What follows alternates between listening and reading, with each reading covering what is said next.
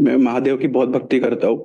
मुझे 6 महीने पहले सपने में नागा साधु आए और एक जन बोला कि मैंने बोला तुम मेरे पिता बन जाओ, तो कहते हैं कि खंडोबा मंदिरा पूना, मैं तो आ जाऊंगा, क्या तू मुझे संभाल पाएगा? तो प्रभु इस स्वप्न का क्या अर्थ है? देखो, भगवान मंगलमय अपने शरणागतों के अंदर आते हैं। स्वप्न जैसे कोई भागवती, कोई इनका कोई अर्थ नहीं। आप समझो, जब जगत स्वप्नमय है तो स्वप्न तो स्वप्न है ही। ये जगत भी भगवत स्वरूप है, पर इसका देखो भगवान शिव क्या कह रहे हैं, उमा कहूं मैं अनुभव अपना, सत हरि भजन जगत सब सपना।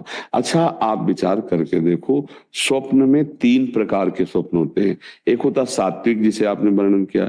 एक होता राजसिक, जिसमें हम भोग भोगते हुए नजर आते हैं। एक तामसिक, जिसमें लड़ाई झगड़ा मारकाट शुरू होती है।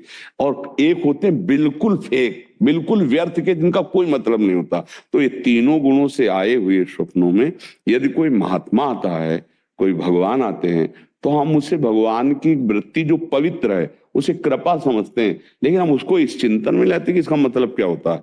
कुछ मतलब नहीं होता, स्वप्न है।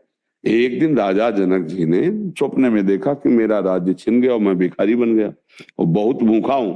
तो किसी तरह से दाल और चावल एकत्रित किए और तो मिट्टी की उसमें पका रहे थे, इतने में सांड आया और 2 लड़ते लड़ते वो सब बिखर गया। अब वो बड़े भूख से व्याकुल ऐसे उठे तो देखा कि राज सिंह सैया पर शयन कर।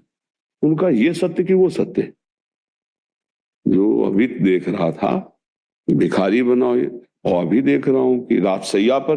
तो सभा में जाके पूछा ये सत्य कि वो सत्य, कोई उत्तर नहीं दे पा रहा था। तो अष्टावक्र जी वो बहुत बड़ा प्रसंग, लेकिन सारा वो सीधे बोले ना ये सत्य ना वो सत्य।